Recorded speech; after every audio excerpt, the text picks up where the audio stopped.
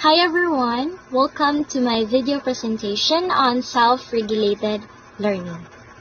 Have you ever wondered how some students manage to stay organized, motivated, and on top of their task, while others struggles to keep up? The secret lies in a process called self-regulated learning. Before we dive into the details, let me first define what it means. Okay, so self-regulated learning. Self-regulation is a process of managing thoughts, behaviors, and emotions purposely to acquire information or skills. By engaging in self-regulated learning, one becomes empowered and independent in tracking his own progress and managing his own development. Simply put it it's like being your own teacher and coach. Like, for example, from the word self, right? You are independent in tracking your own progress and managing your own development. That is why just simply put it like you're the own teacher and the own coach. Okay? And now, let us now proceed to the next slide. Self-regulated learning. Okay? It is a cyclical process wherein the student plans for a task, monitors their performance, and then reflect on the outcome. The cycle then repeats as the student uses the reflection to adjust and prepare for the next task. Okay? So, this concept is not a one-time thing. Okay? It's a cyclical process, meaning you plan, monitor, and reflect repeatedly for continuous improvement. Because once again, it is not a cycle, it is not a one-time thing. Okay?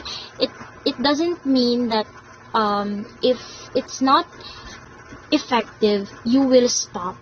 Okay? It's not like that. You will not improve if you will not try and try again. That is why you need to reflect repeatedly for continuous improvement. Okay? So, once again, this concept is not a one-time thing. Okay? So, according to Barry Zimmerman, who introduced this concept, it's important to adopt this cycle to fit individual needs and specific tasks. Let me show you how it works. Okay, as you can see here, we have three stages in the cycle. This is what we call the cycle of self-regulated learning. Okay, it shows steps students can take throughout the process. Okay, so as you can see, self-regulated learning involves three cycles. We have plan, set goals, and layout strategies. Next, we have the use strategies and monitor performance. And then last, we have the reflect on performance. Now, let's break them down one by one. But before that, as you can see here, in the orange box, right, we have here use results from previous performance to guide the next one. As you can see, the arrow means that after you reflect on performance, you need to use the result in your reflection, okay, from previous performance to guide the next one. So after your reflection, you will just repeat whenever your teacher will give you another task, you will just repeat to the first cycle, which is the planning. That is also why it is called cycle, because since we all know that a cycle is like infinite, right? It is repeated or it is continuous. right? So that is it. So that is also why it is called the cycle of self-regulated learning, because after you have the planning, the strategies, and the reflection on performance, you will just going back to the first cycle, which is to have a planning. Okay, now let's break them down one by one. Okay, so first we have here the plan, set goals, and lay out strategies. The first step of the cycle may be overlooked by many students as they dive headlong into a task. Encouraging students to establish a plan before they start working on a task will help them strategize right from the start. Although students may see this as taking a step backward, it will ultimately help them be more efficient with their time and effort. Okay, so the first step in the cycle is planning. We all know that if we do something, the first thing that we need to do is to have a plan first before doing something. Since if we don't have a plan, like we just do that right away, there will be a tendency that the outcome is bad or bad, and it could also be chaos, right? Since we didn't do a planning. That is why many students overlook this step and dive straight into a task, right? So, but trust me, taking the time to plan can make a huge difference. Okay? Difference, right? Because as what I have said earlier, if we do not have a planning before doing something, there will be a tendency that the outcome is not good. Okay, so how do you do the planning or the setting goals? Okay, so we have here guide students. Sorry for this, but it is typo. It's not though. It is through. Okay, guide students through this process by helping them ask themselves the following questions. First, analyze the learning task. Is this a task I've done before or something new? Does it build off of a task I've done before? How much time will it take? Next, set goals. What are the intermediate checkpoints and sub-goals? Can I complete an outline with 2 weeks to go and then a rough draft 1 week prior to the due date? That would allow time to get extra help as needed. Third is plan strategies. Will I need resources from the library, color printer, help from lab partners? Given my needs, when should I get started on this task? Okay. And last, we have set expectations for the outcome.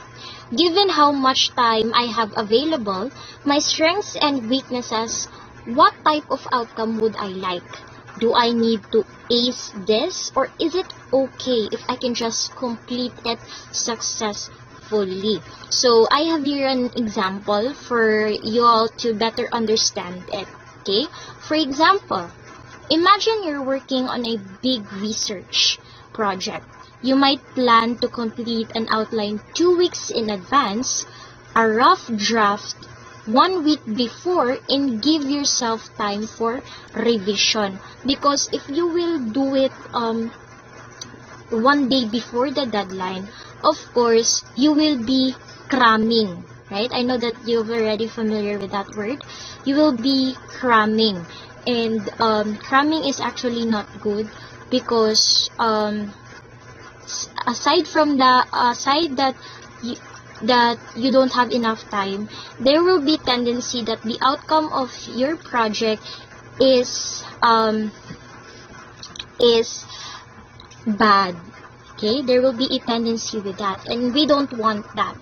That's why we need to have a plan or to complete an outline 2 weeks in advance.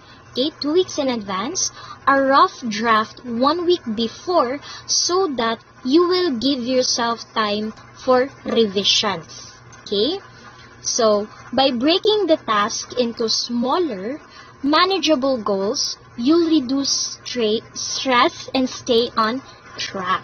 Okay, so that is why. So once again, the first cycle is the planning. Next cycle is use strategies and monitor performance. Okay, in this phase, students carry out the plan that was outlined in the 4-dot phase. Ideally, students can proceed with confidence because they have already established a detailed plan of action. As what I have said earlier, when you have a plan, or if you don't have a planning when you're doing something, there will be a tendency that the outcome of that is you're not prepared. Of course, the outcome of that is literally not that good. That is why if you already have a detailed plan, okay, you will gain confidence because you already established, or you already have an idea on what to do next, right? So once you have a plan, it's time to put it into action. It is not all about planning. Okay, it is not all about planning, like after you plan, that's it. It's not that. Okay, after you have a plan, after the planning, you need to take an action. Okay, this phase is all about execution and self-monitoring. Okay, while working on your task, keep an eye on your progress. Are you meeting your intermediate goals? Are the strategies you chose effective? If something isn't working, you need to adjust. Okay? So, here are some key points you can use to coach students through this phase. First is use self-observation to reflect on the actions taken by the students and the effectiveness of the result. Is it effective to the students? Okay. Next, because things don't always go smoothly, have students make a plan for what to do when obstacles arise.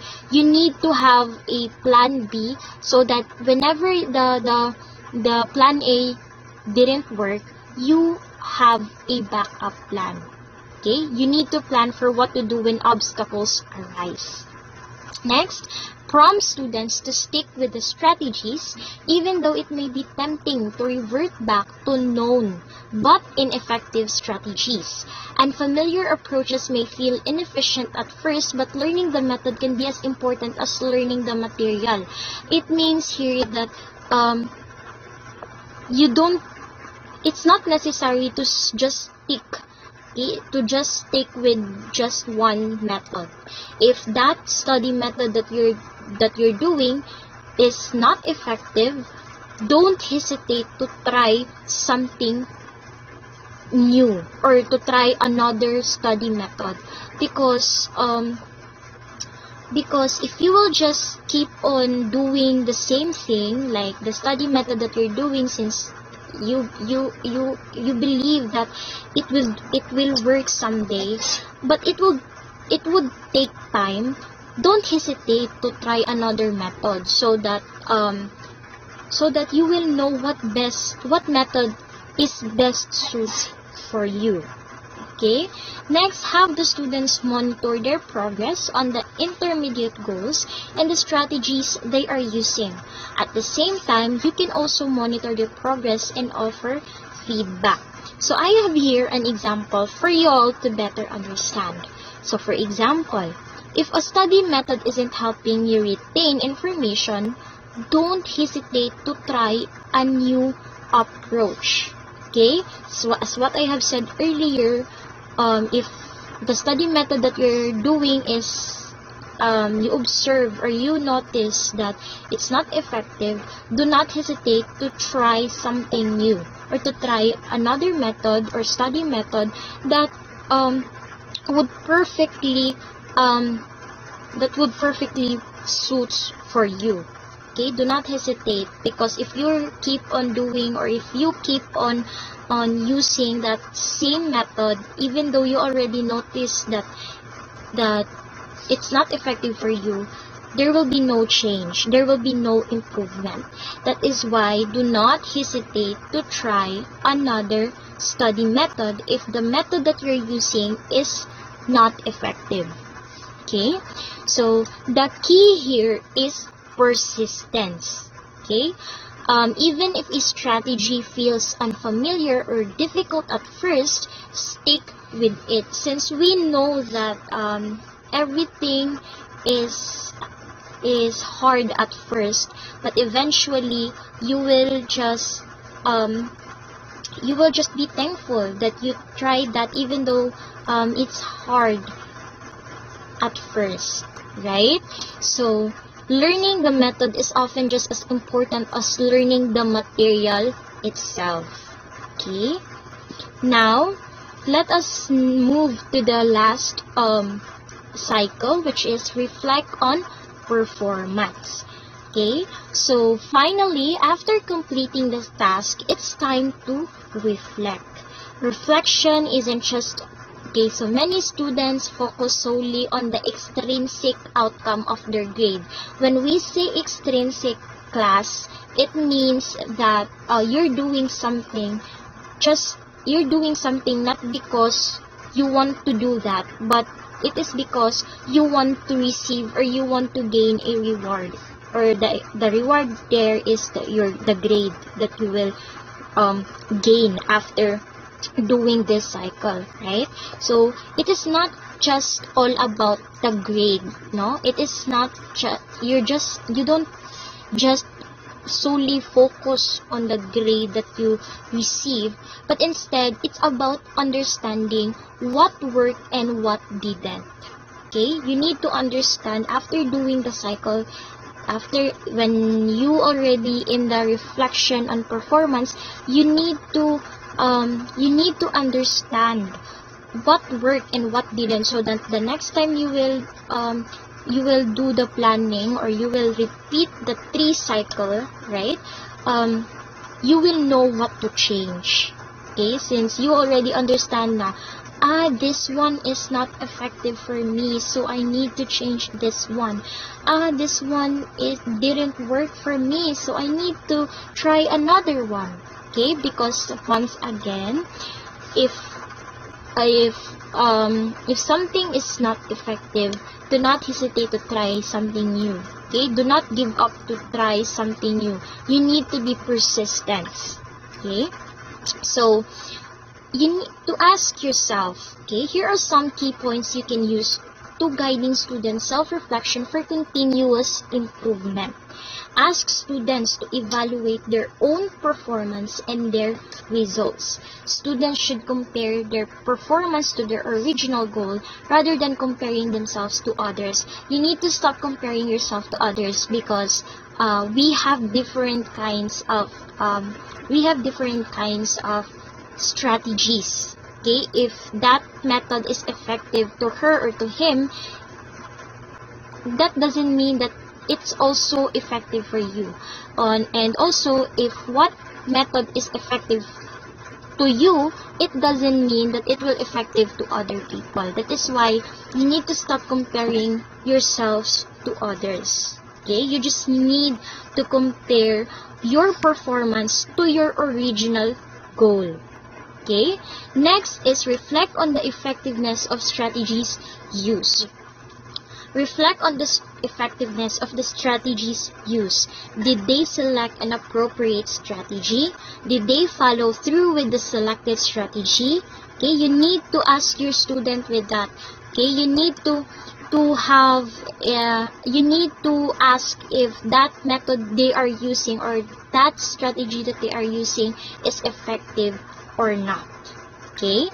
Next is encourage students to attribute poor outcomes to the effort made or the strategy used. Students should be coached to not attribute failure to lack of ability. Okay? Next, help students manage their emotion and in time, direct them toward productive lines of thinking about how they can improve their performance. Even if their outcome is not what they had hoped, they can still learn from the experience. Okay? So, you will not just say na it's sayang. Okay, it's sayang because you need to help students manage their emotion. Okay, as a future educator, you need to help them manage their emotion, that what they did is not sayang. It's just even though the outcome is not what they hope, okay, you need to encourage them that they can still learn from the experience that they had. Okay, so even though it's not a failure, even though it didn't work, you can try and try until you succeeded. Okay, last is a key part of this process is that students use this reflection to plan for the next task. Once again, as what I have said earlier, self-regulated or the cycle self-regulated learning is not just a one-time thing. Okay, it's not just a one-time thing. After you do after you're done, after you